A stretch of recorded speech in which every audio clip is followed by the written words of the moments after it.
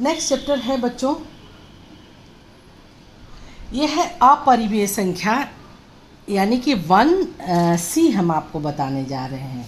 1C में आपको हम 9th में भी आपको मैंने पढ़ाया होगा और आपने पहले भी कई बार सुना होगा कि कई तरह की संख्याएं होती हैं।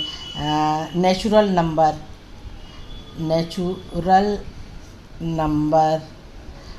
नंबर क्या होता है? 1 2 3 4 5 6 7 8 9 जो इस तरह की संख्याएं होती हैं वो नेचुरल नंबर कहलाती हैं। फिर उसके बाद से आता है होल नंबर, पूर्ण संख्या, इसको हिंदी में बोलते हैं पूर्ण संख्या। पूर्ण संख्या वो संख्याएं होती हैं कि जिसमें हम जीरो जोड़ दें, 0 1 2 3 4 5 6 7 8 9, इस तरह जीरो को मिला करके ये पूर्ण संख्या हो जाती है। उसके बाद आती है वास्तविक संख्या, यानी रियल नंबर।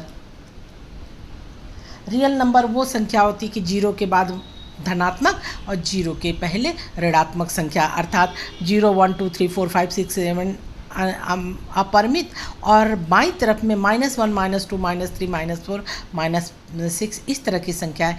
इसके बाद आपने 9th में एक और संख्या पढ़ी होगी, परिमेय संख्या, जो कि मैंने बताई है 9th में। परिमेय संख्या क्या होती है? यानी रेशनल नंबर, इसको हम लोग बोलते हैं रेशनल नंबर। परिमेय संख्या वो संख्या होती है जिसे कि हम p/q के रूप में लिखते हैं और ये p/q कभी भी 0 के बराबर नहीं हो सकता है। पहला, p/q कभी भी 0 नहीं हो सकता है। दूसरा p/q का कॉमन फैक्टर केवल और केवल 1 होता है, अर्थात इसका कोई भी कॉमन फैक्टर नहीं होता है। अर्थात p और q का कोई भी कॉमन फैक्टर नहीं होता है, यानी कोई अभाज्य गुणनखंड इसका नहीं होता है। केवल और केवल 1 होता है जो उनमें कॉमन होता है। ये आपने परिमेय संख्या में सीखी होती है। अब इसके बाद आता है, इसका प्रयोग बार बार इस लेसन में आएगा, इसके बाद आता है अपरिमेय संख्या। अपरिमेय संख्या वो संख्या जो √2, √3, √7 इस प्रकार की लिखी जाती हो, जिसका कि हम वो वर्गमूल ना निकाल सके। पूर्ण संख्या के रूप में कोई भी वर्गमूल ना निकाल सके, ऐसी संख्याएं अपरिमेय संख्या कहलाती है। जैसे इसमें पाई भी है, ठीक है। इस तरह की संख्याएं जो आती हैं उस तरह के हम बोलते हैं अपरिमेय संख्या। अब इस अपरिमेय संख्या को कैसे खींचा जाता है, खींचने का ढंग एक बार तो हम बता देंगे, और कैसे इसमें सवाल हल किया जाता है ये हम आपको हल करवाएंगे। पहले खींचने का ढंग बता दें और आपको दे दें, आप 2-3 परिमेय संख्या खींच करके हमको दिखाइएगा, फिर हम आपको आगे ले चलेंगे। जैसे हम कहते हैं √2 परिमेय संख्या के रूप में आप हमें इसको एक सरल रेखा पे खींच के दिखाइए, एक सरल रेखा पर √2 खींच के दिखाइए। अब आप जानते हैं कि आप पाइथागोरस का प्रमेय पढ़े हैं। पाइथागोरस का प्रमेय होता है कर्ण का वर्ग बराबर आधार का वर्ग प्लस लंब का वर्ग। यानी कि यदि हम आधार और लंब इस प्रकार बनाएं और उसका हम वर्ग करने के बाद अगर मेरा कर्ण √2 आ जाए तो हम कहेंगे कि इसको हम आराम से खींच सकते हैं। कैसे हम खींचेंगे ज़रा सा ध्यान दीजिए कि हम क्या करेंगे। यहाँ पे हमें कर्ण √2 निकालना है।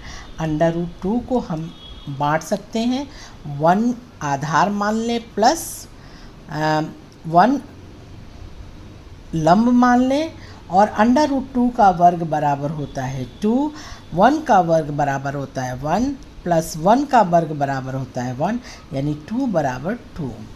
अब हमको √2 यदि खींचना है तो हमें आधार 1 इकाई चाहिए और लंब भी 1 इकाई चाहिए। उस 1 इकाई को खींचने के बाद यदि हम फिगर में देखेंगे तो ये हमारा उसका कर्ण √2 आएगा। कैसे खींचेंगे, हम एक सरल रेखा यहाँ पे खींच लेते हैं। एक संख्या रेखा जैसे 1 2 0 4 5 करते हैं, वहाँ पे यहाँ पे हम मान लेते हैं 0। अब आप क्या करिए, स्केल लीजिए।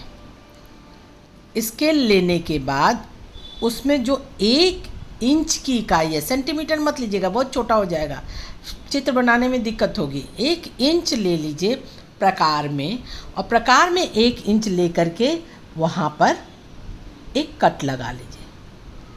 यहाँ पे कट लग गया, ये हम रख लेते हैं O, ये रख लेते हैं A।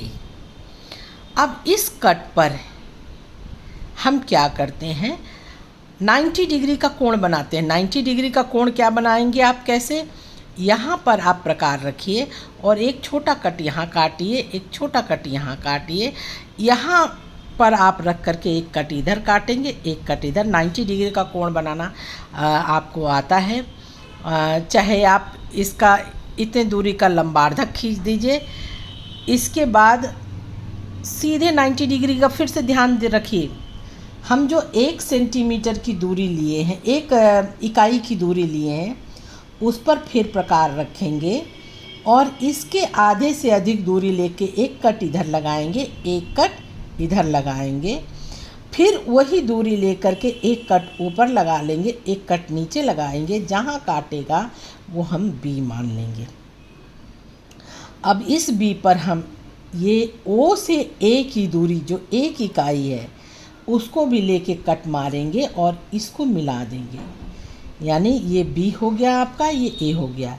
B से हम O को मिला देंगे, ये मेरा 1 इकाई है, ये भी 1 इकाई है,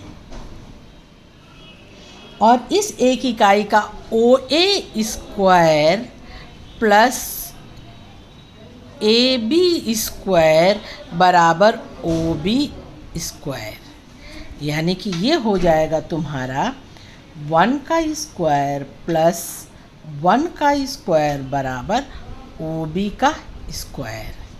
अब 1 का स्क्वायर हमारा क्या आया, 1 आएगा, और दूसरे 1 का स्क्वायर 1, ये हो गया मेरा OB स्क्वायर, ये हो गया 2 बराबर OB स्क्वायर।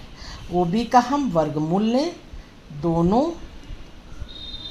पक्षों का वर्गमूल लेने पर ये कितना आ जाएगा, OB बराबर आ जाएगा √2, और यही मुझे खींचना था। तो आप इसको हमें बना के दिखाइएगा। इसके आधार पर एक क्वेश्चन हम और दे रहे हैं कि जिसको आप बना दीजिएगा, हिंट मैं दे दूंगी और आप संख्या रेखा पे बना के मुझे दिखाइएगा, फिर हम आपको आगे का इसमें कल और पढ़ाएंगे। जैसे अगर हम कह दें कि √5 को संख्या रेखा पर दिखाओ, हम आपको इसको बांट देते हैं। हम कर्ण को रखते हैं OB, ये हो गया मेरा √5, और यहाँ पे हो जाएगा हमारा OA का स्क्वायर प्लस AB का स्क्वायर। अब हमको इस तरह तार्किक ढंग से बैठाना है कि इसका मान √5 आए। यानी अगर इसका योग 5 आ जाएगा तो ये √5 हो जाएगा। यदि हम यहाँ 2 का स्क्वायर कर दें प्लस 1 का स्क्वायर कर दें तो ये हो जाएगा 2 दूनी 4 प्लस ये हो जाएगा 1 और ये हो जाएगा 5। इस प्रकार OB बराबर √5। आप क्या करेंगे, संख्या रेखा पे बनाइएगा। हम इसको आपको हिंट दे रहे हैं। ये संख्या है आपका संख्या रेखा, ये 0 बिंदु है, O है। यहाँ से यहाँ तक की दूरी हम 2 इंच ले लेंगे। ये हमारा A हो गया। इस 2 इंच पर हम 90 डिग्री का यहाँ लंबवत रेखा खींचते हुए 1 इंच यहाँ हम ले लेंगे और ये B पर कटेगा। जहाँ ये B पे कटेगा O और B को मिला देंगे तो ये √5 हो जाएगा। अब ये तो मैंने हिंट करके समझा दिया है। √7 भी आप मुझे बना करके दिखाइएगा, फिर हम आगे चलेंगे। ठीक।